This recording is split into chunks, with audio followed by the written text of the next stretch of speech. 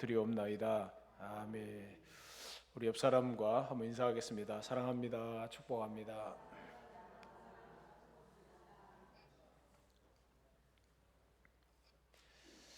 사람이 무엇을 보고 사느냐에 따라 그 인생이 결정됩니다. 그 사람이 보는 것을 나타낼 때 볼 관자를 씁니다. 무엇을 보고 사느냐, 이것을 인생관이라고 합니다. 물질을 어떻게 보느냐에 따라서 그것을 물질관이라고 합니다. 어떤 것에 가치를 두고 사느냐를 가치관이라고 합니다. 내세에 대해서 어떤 태도를 가지고 있느냐 하는 것을 내세관이라고 말할 수 있습니다. 이처럼 보는 것이 우리의 삶의 전반에 영향을 미치고 있습니다. 우리가 보는 것을 비전이라는 표현을 씁니다. 비저너리 이런 표현도 쓰는데요. 비전은 남이 볼 수 없는 것을 보는 것을 말합니다. 다른 사람과는 다른 시각으로 보는 것을 말합니다. 평범한 사람과 비범한 사람의 차이는 비전이 있느냐 없느냐에 달려 있습니다. 평범한 사람은 비범하게 만드는 것을 비전이라고 합니다. 조나단 스위프트는 이런 말을 했습니다. 비전은 보이지 않는 것을 보는 기술이라고 말하고 있습니다.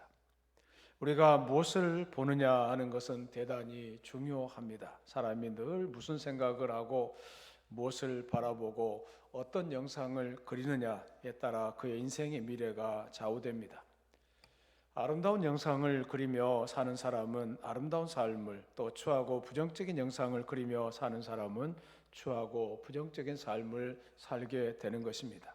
특별히 시대가 어렵고 삶이 힘들수록 우리 모두는 긍정적이고 창조적인 영상, 밝고 빛나는 영상을 그리며 살아야 할 줄로 믿습니다. 오늘 본문의 말씀을 보면서 동서남북을 바라보라는 제목으로 은혜를 나누고자 합니다.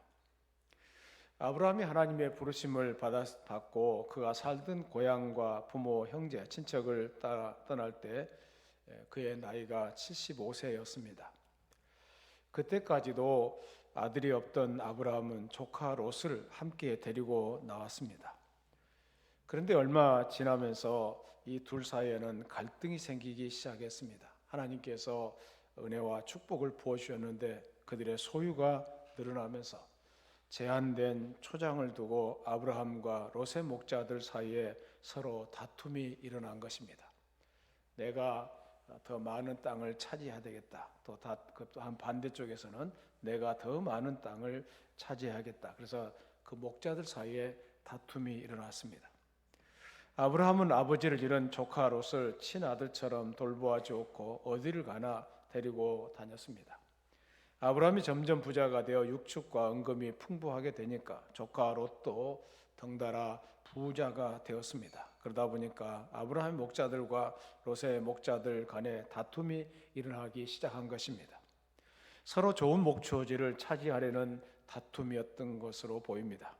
가난할 때는 화목하게 지내던 사람들도 부자가 되면 서로 싸우는 경우가 많습니다. 부모가 가난해서 아무런 재산도 남기지 않고 죽으면 오히려 형제 간에 다툼도 없고 화목하게 지낼 수가 있는데 유산을 많이 남기고 죽으면 그 유산 분배 문제로 형제 간에 갈등이 일어나고 서로 싸우는 경우가 많습니다. 사실 물질이 많다고 해서 행복해지는 것은 아닙니다. 가난한 것도 사는데 불편하긴 하겠지만 불행의 조건은 되지 않습니다. 부자가 되는 것이 사는데 편리하긴 하지만 그것이 행복의 조건이 되는 것도 아닙니다.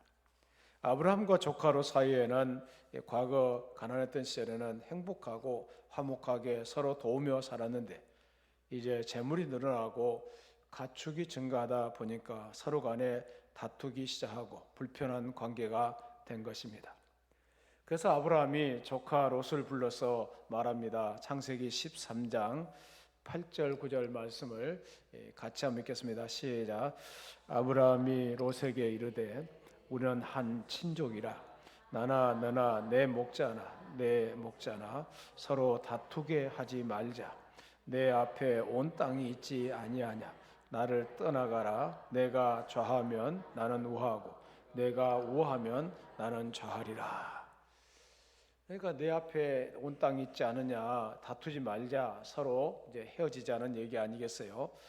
내가 좌하면 나는 우하고 내가 우하면 나는 좌하리라. 상당히 대견한 그런 이 제안을 하고 있습니다.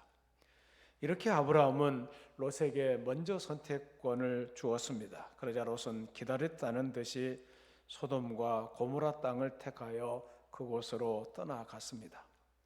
당시 소돔과 고모라는 멸망당하기 전이었는데 온 땅에 풀이 넉넉했고 여호와의 동산 같고 비옥가 내굽 땅처럼 풍요로웠습니다. 축산업을 하는 롯에게는 더할 나위 없는 최적지였을 것입니다.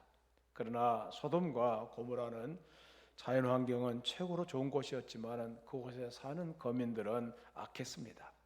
하나님 앞에 죄인이었습니다. 소돔 고모라는 성적으로 타락했습니다. 동성연애가 그곳에서 시작되었습니다.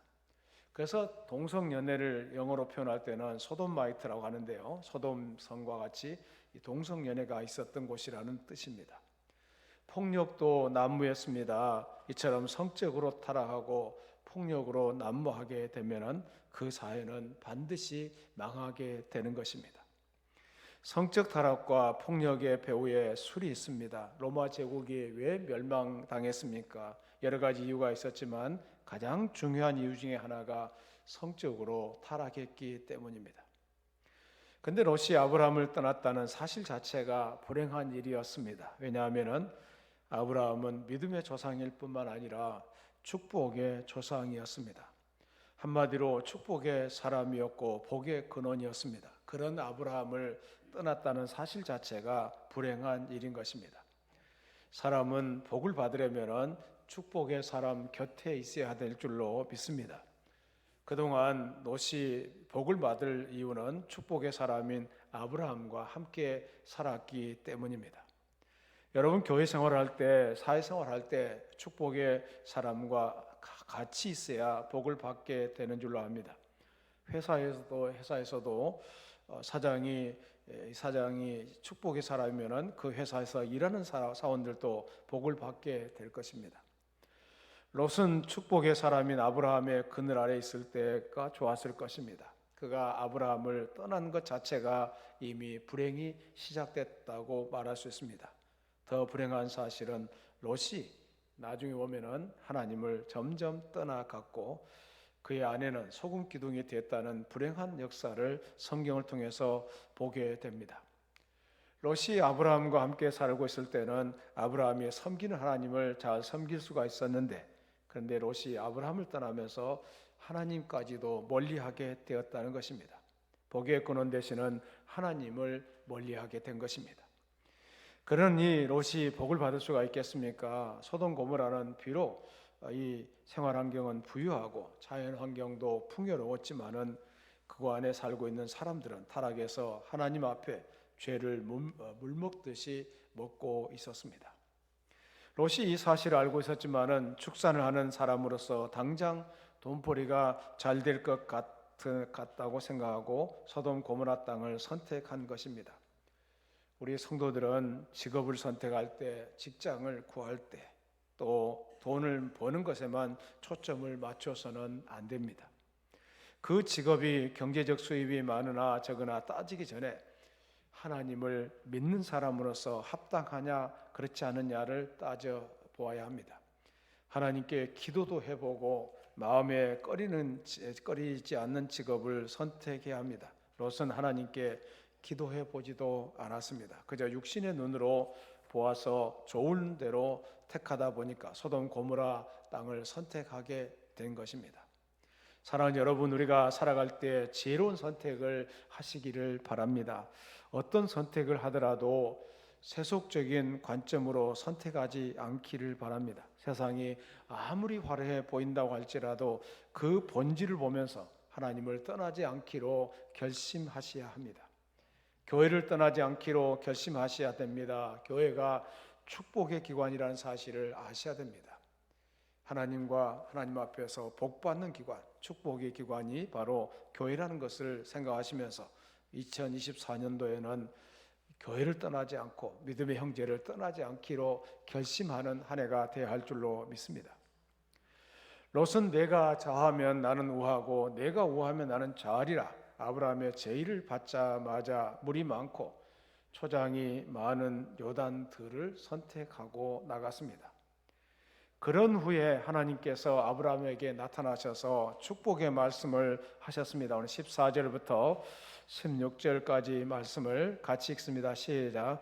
롯이 아브라함을 떠난 후에 여호와께서 아브라함에게 이르시되 너는 눈을 들어 너 있는 곳에서 북쪽과 남쪽 그리고 동쪽과 서쪽을 바라보라. 보이는 땅을 내가 너와 내 자손에게 주리니 영원히 이르리라. 내가 내 자손이 땅에 티끌 같게 하리니 사람이 땅에 티끌을 능히 셀 수 있을진데 내 자손도 세리라. 아브라함은 롯이 자기 곁을 훌쩍 떠나 버리자마자 매우 섭섭했을 것 같습니다. 지금까지 갈대아 우르에서부터 순례의 길을 걸으면서 동고동락했던 조카와 헤어지게 되었기 때문입니다. 또 인간적으로 볼 때 조카 롯이 자기를 너무 몰인정하게 됐다는 생각이 들 수가 있습니다. 아니 그런 제안을 하기 전에 이 작은 아버지가 먼저 선택을 하고 나에게 다른 땅을 선택할 수 있도록 기회를 줘야 되는데 이 롯은 자기가 좋은 땅, 노른자의 땅을 차지하고 롯이 그곳을 향해 가는 모습을 보았습니다.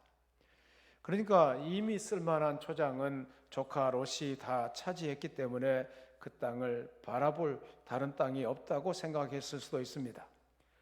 우리들은 간혹 그 희생적인 제안을 했을 때 그 제안이 모렴치한 상대방에 의해서 금방 수락되고 그 결과 자신에게 막대한 손해가 돌아오게 되면 우울해지거나 고개를 떨구면서 의기소침해지는 약점들이 있습니다.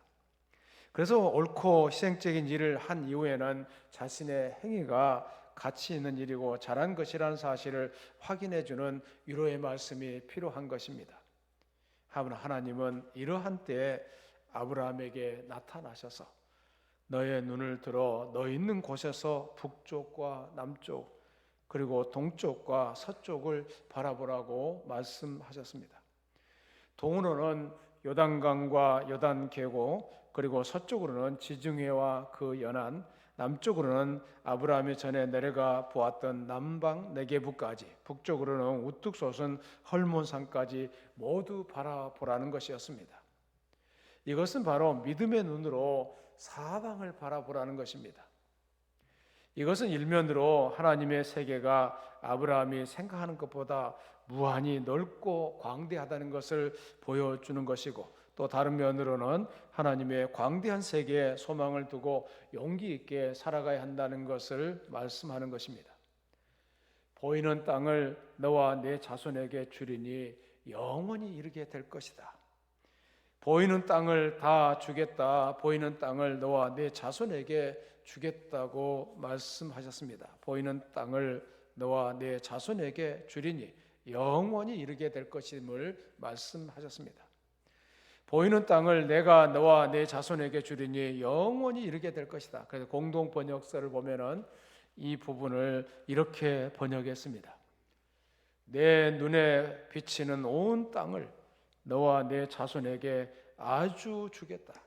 하나님의 놀라운 축복의 메시지가 이 말씀 속에 들어 있습니다. 내가 내 자손으로 땅에 티끌 같게 하려니 사람이 땅에 티끌을 셀 수 있을진데 내 자손도 세게 될 것이다. 하나님은 아브라함에게 땅에 티끌과 같은 많은 자손을 주시겠다고 약속하셨습니다. 이것은 하나님이 주실 구속 언약의 백성들의 수를 말하는 것입니다. 땅에 티끌을 셀 수 있는 자가 누구이겠습니까?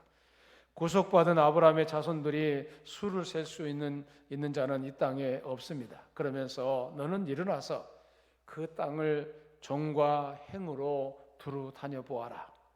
하나님은 아브라함이 눈을 높이 들기를 원하셨습니다. 동서남북을 바라보기를 원하셨습니다. 보이는 땅을 너와 내 자손에게 주시겠다고 말씀하셨습니다.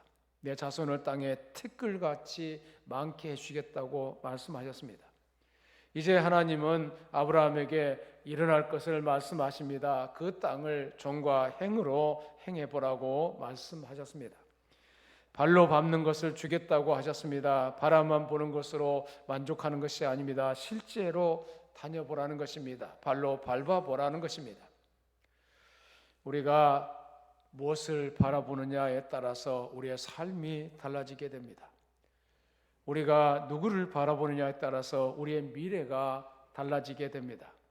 롯이 기회를 놓치지 않고 물이 넉넉하고 풍요로워 보이는 요단 들판을 선택한 후에 아브라함은 황량하고 볼 것 없는 들판을 바라보면서 연민에 빠져 있을 때 하나님께서 이 중요한 메시지를 아브라함에게 하신 것입니다. 오늘 14절부터 17절 말씀을 다시 한번 읽습니다. 14절부터 17절입니다. 시작.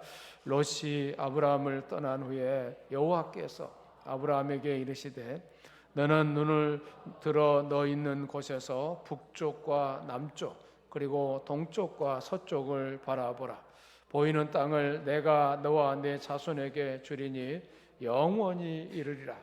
내가 내 자손이 땅에 티끌 같게 하리니 사람이 땅에 티끌을 능히 셀 수 있을진데 내 자손도 세리라.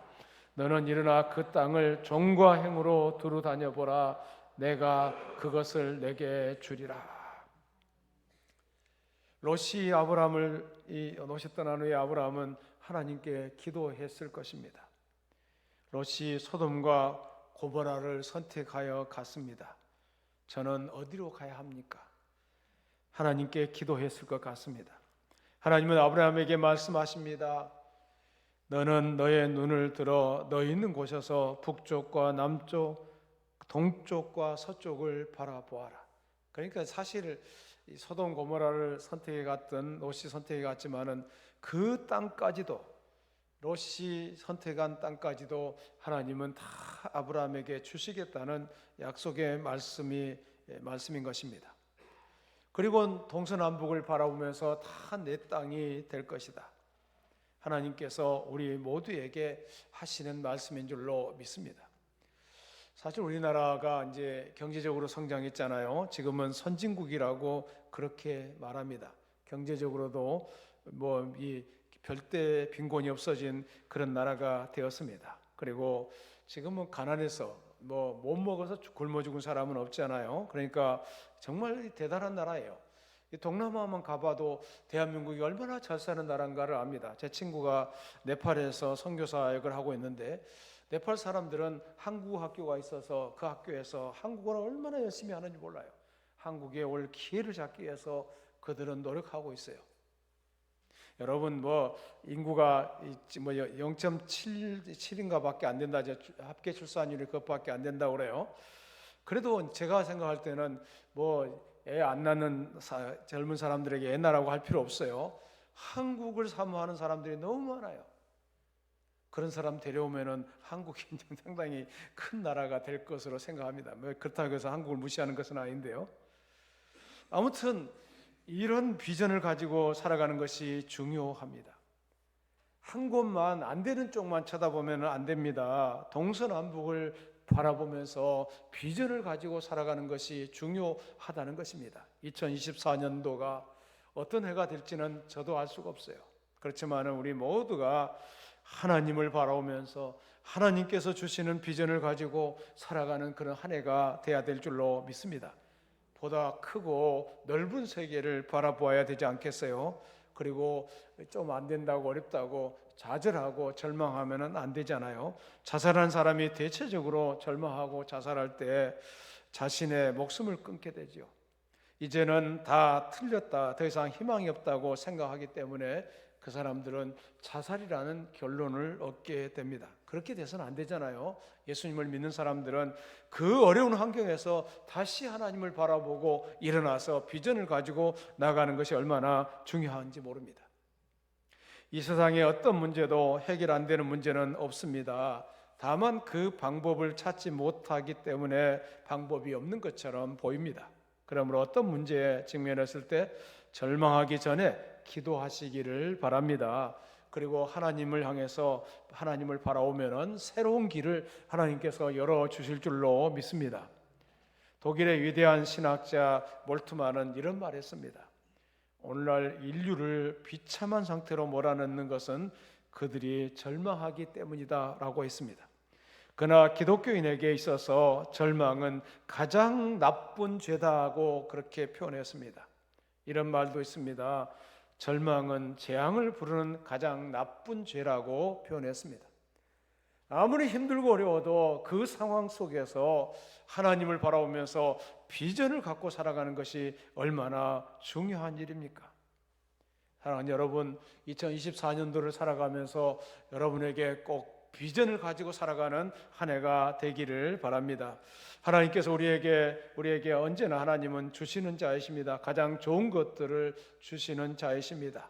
그분은 해와 달과 별들을 우리에게 주셨습니다. 하늘의 이슬과 단비를 주셨습니다. 우리가 숨을 쉴 수 있는 공기도 주셨습니다. 그분은 자신이 지은 산과 들판을 주셨습니다. 봄과 여름을 주시고 가을과 겨울도 주셨습니다. 가정을 주셨습니다. 사랑스러운 아내, 또 착하고 귀여운 아들과 딸들을 주셨습니다. 이것들만 주셨습니까? 지혜도 주시고 각종 좋은 은사들도 우리에게 주시는 분이십니다. 그는 이 모든 것 위에 더 좋은 것 하나밖에 없는 독생자 예수 그리스도를 우리를 위해서 아낌없이 내어주셨습니다. 그것은 우리를 다 사랑하셨기 때문에 주님께서 그런 일들을 하셨습니다. 믿음으로 하나님을 바라보고 하나님을 기대하는 우리 모두가 되어야 할 줄로 믿습니다.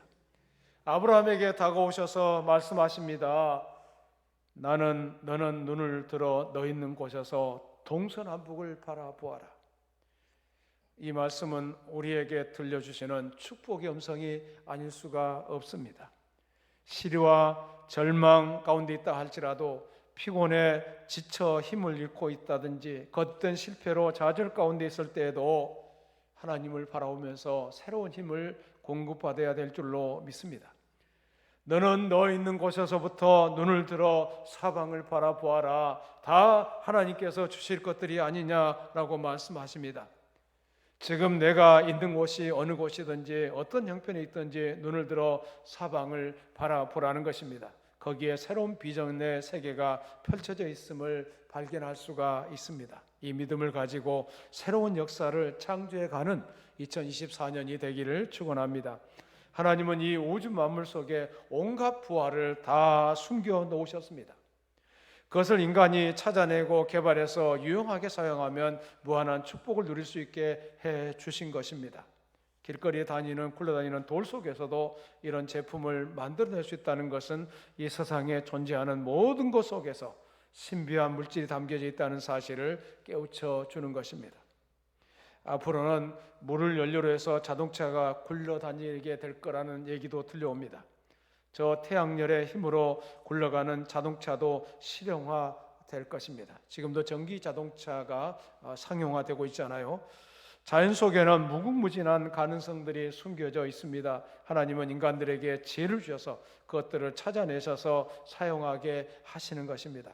그러므로 행복은 다른 곳에서 있는 것이 아니라 가장 가까운 곳에 있다는 사실을 생각하시면서 믿음으로 하나님을 바라보고 믿음으로 동서남북을 바라보는 우리 모두가 되어야 할 줄로 믿습니다. 믿음을 가지고 이 한 해를 살아가는 해가 되어야 할 줄로 믿습니다. 전에 말씀을 드린 적이 있는데요. 미국의 알래스카 주가 있습니다. 미국 본토의 5분의 1, 한반도의 7배, 남한의 15배에 이르는 넓은 땅입니다. 미 합중국에서 가장 면적이 넓은 주가 바로 알래스카 주입니다.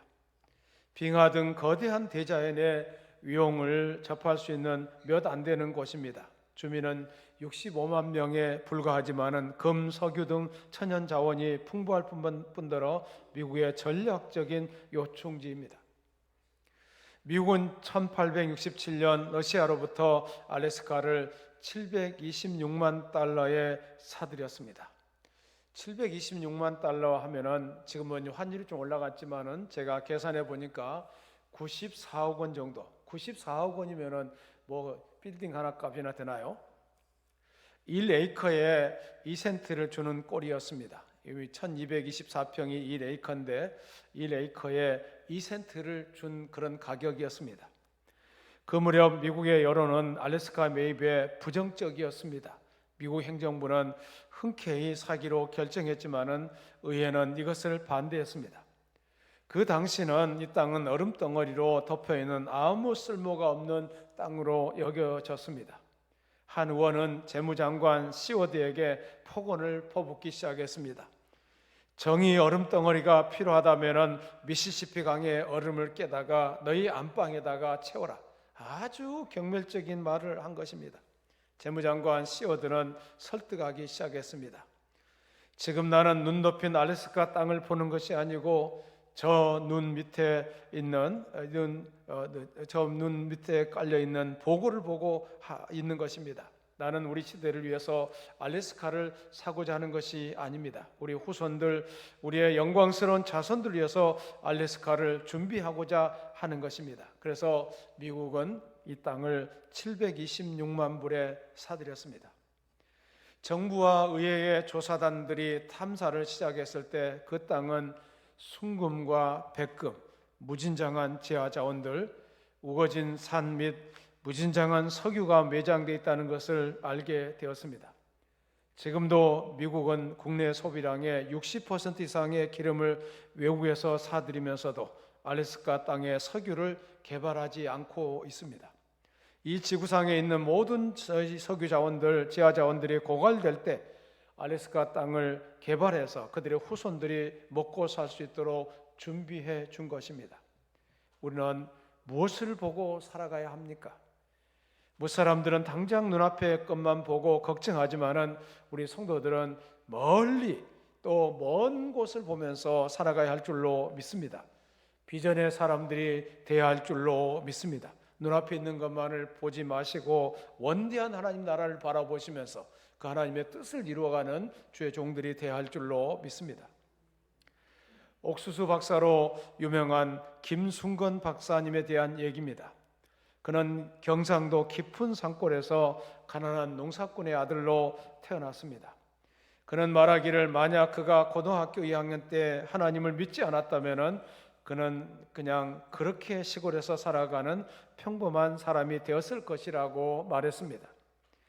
그런데 그는 그렇게 시골에서 살아갈 사람이 아니라 고등학교 2학년 때 하나님을 믿게 되었습니다. 하나님께서는 그 어린 시골 학생의 마음속에 배고파 굶주리는 가난한 농민을 위해서 일하고 싶다는 비전을 주셨습니다. 그래서 그는 고등학교를 졸업하고 농업을 배울 수 있도록 농대를 지원해 갔습니다. 대학에서 공부할 때 하나님께서는 그의 마음속에 쌀과 밀과 더불어 세계 식량의 3대 종자 중 하나인 옥수수를 개발해서 세계의 가난한 나라들을 겪고 있는 식량 문제를 해결하고 싶다는 욕망이 더 깊어졌습니다. 그 이후에 그의 삶은 하나님과 더불어 그의 비전을 이뤄가는 큰 비전을 얻게 되었습니다. 그래서 그 이후에 그의 삶은 하나님과 더불어 그 비전을 이뤄가는데 그 비전대로 1977년 우리나라에서 최초로 개량된 옥수수를 보급해서 식량 문제 해결에 획기적인 도움을 주었습니다. 그리고 그 후에는 아프리카에 가서 놀라운 신품종 옥수수를 개발해서 아프리카 식량 문제 해결에 절대적인 영향을 행사하게 되었고 아프리카의 영웅이 된 것입니다.